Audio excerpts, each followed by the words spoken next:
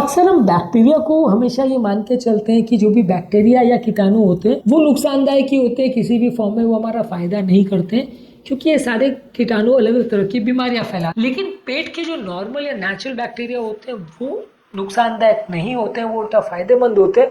बहुत सारे तरह से वो फायदा करते हैं, सिर्फ हमारी डाइजेशन को ही नहीं, हमारे शरीर के हार्ट अटैक को, सूजन को, बहुत सारे तरह से मेटाबॉलिक प्रोसेस को, वजन बढ़ने के प्रोसेस को, कई चीज़ों में उनका हमें मदद मिलता है।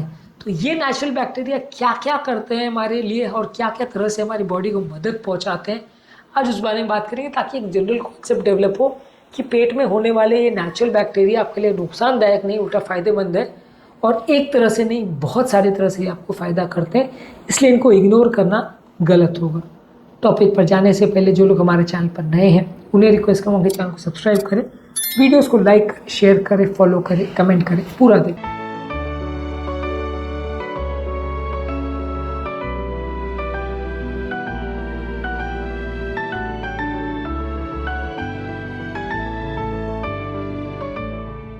ये नॉर्मल बैक्टीरिया जो है हमारे डाइजेशन के लिए अच्छे हैं।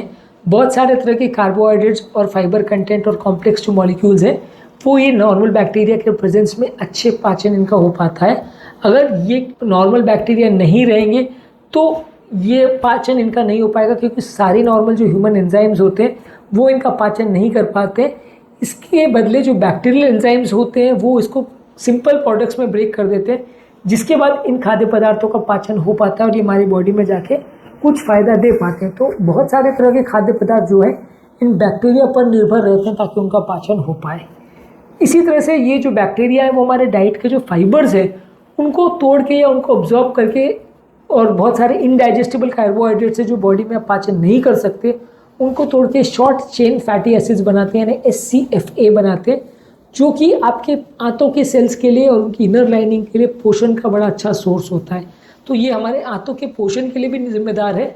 यदि हम इन बैक्टीरिया को रेगुलरली फाइबर और ऐसे कार्बोहाइड्रेट्स देंगे जिनका नॉर्मली पाचन नहीं हो पाता है, वो बैक्टीरिया इनको तोड़ के अच्छे यूज़फुल कंपाउंड्स बना देते हैं, यानी शॉर्ट चेन फैटी एसिड्स बना देते हैं, जिससे कि हमारे आंतों की हेल्थ इंप्रूव होती है और हमारे कोलॉन यानी नीचे की आंत का ओवरऑल सेल्स को पोषण मिलता है। तो ये बैक्टीरिया मतलब सिर्फ आपका खाना चुरा के या सिर्फ आपको बीमारी फैला के नुकसान नहीं पहुंचाते हैं, ये बैक्टीरिया आपका फ़ायदा भी करते हैं और आपके हाथों की नॉर्मल सेल्स को पोषण भी पहुंचाते हैं।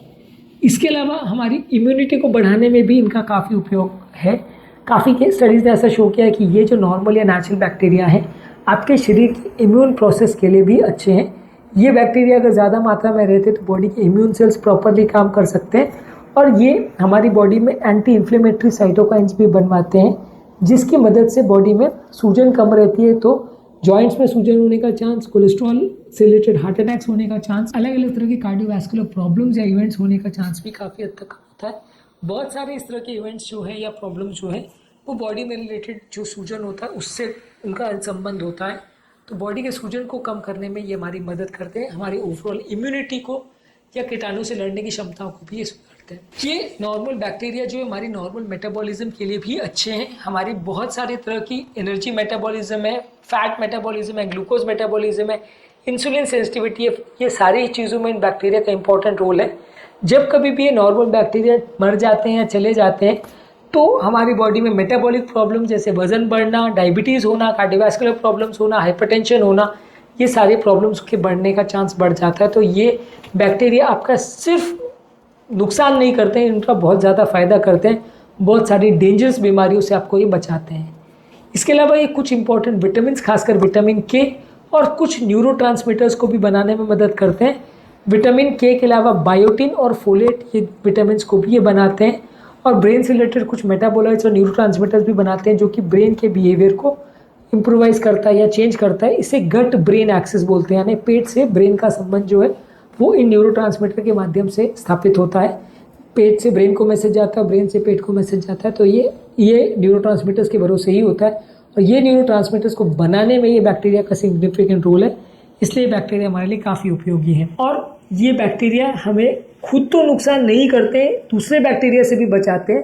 जब कभी भी ये बैक्टीरिया मर जाते हैं तो कई डेंजरस बैक्टीरिया वहाँ पे आके जुड़ जाते हैं, जिनके मल्टीप्लिकेशन से आंतों में अनट्रैक्टेबल या अनमैनेजेबल डायरिया हो सकता है, और कई बार आंतें सड़ भी सकती हैं, जान का खतरा भी हो सकता है। तो ये नॉर्मल जो बैक्टीरिया वहाँ पे रहते हैं वो बाकी किसी और कीटाणु को वहाँ पे आने नहीं देते, डेंजरस बैक्टीरिया को आने नहीं देते, जिसकी वजह से वो आपको प्रोटेक्ट करते हैं और अलग अलग डेंजरस तरह के कीटाणुओं से आपकी रक्षा करते हैं, आपकी जान को बचाते हैं। इसके अलावा कुछ ऐसी भी स्टडीज़ हैं जो ये शो करती है कि ये हमारे मूड को या हमारे मेंटल बैलेंस को भी ठीक करता है, हमारी याददाश्त को भी इम्प्रूव करता है और मेंटल हेल्थ के लिए भी अच्छा है। बहुत ज़्यादा केसेस में जहाँ पेट का नॉर्मल माइक्रोफ्लोरा अगर डिस्ट्रॉय हो जाता है तो वैसे पेशेंट्स को डिप्रेशन, एंग्जाइटी और स्ट्रेस रिलेटेड प्रॉब्लम्स होने का चांस ज़्यादा होता है। तो यानी यदि आपको डिप्रेशन या एंग्जाइटी का प्रॉब्लम है तो दही खाने से या फर्मेंटेड फूड प्रोडक्ट्स खाने से या फाइबर खाने से आपको उल्टा फ़ायदा होगा, क्योंकि पेट का नॉर्मल बैक्टीरिया आपका इससे इम्प्रूव होगा। तो फाइबर वाली चीज़ें वहाँ पे भी फ़ायदा है। तो ये एक तरह से इनडायरेक्ट एडवांटेज है कि इस तरह की सारी चीज़ों में आपको ये खाद्य पदार्थों से फ़ायदा हो के डाइजेशन इंप्रूवमेंट में, न्यूट्रिएंट एब्जॉर्प्शन में, इम्यूनिटी बढ़ाने में, मेटाबॉलिज्म इंप्रूव करने में, विटामिन्स को बढ़ाने में, न्यूरोट्रांसमीटर्स को इंप्रूव करने में, कीटाणुओं से लड़ने में, मूड को अच्छा करने में, ब्रेन को अच्छा करने में, ये सारी ही चीज़ों में ये कीटाणु हमारे लिए मददगार है। और इनडायरेक्टली यदि हम दही और फाइबर वाली चीज़ें खाएंगे तो हमको इनसे फ़ायदा होगा। आज के टॉपिक में हमने बात करी कि नॉर्मल पेट के जो फ्लोरा है या बैक्टीरिया वो किस तरह से हमारी मदद करते हैं, क्या क्या चीज़ों या क्या क्या खाद्य पदार्थों से ये माइक्रोफ्लोरा में ग्रोथ बढ़ता है और उनको फ़ायदा मिलता है, उस बारे में हमने ऑलरेडी एक सेपरेट वीडियो किया जो कि आप हमारे चैनल पर देख सकते हैं। उम्मीद करूँगा कि आज के टॉपिक में कुछ नई बातें जानने को मिली होगी। जो लोग हमारे चैनल पर नए हैं उन्हें रिक्वेस्ट करूँगा कि चैनल को सब्सक्राइब करें, वीडियोज़ को लाइक करें, शेयर करें, फॉलो करें, कमेंट करें, पूरा देखें।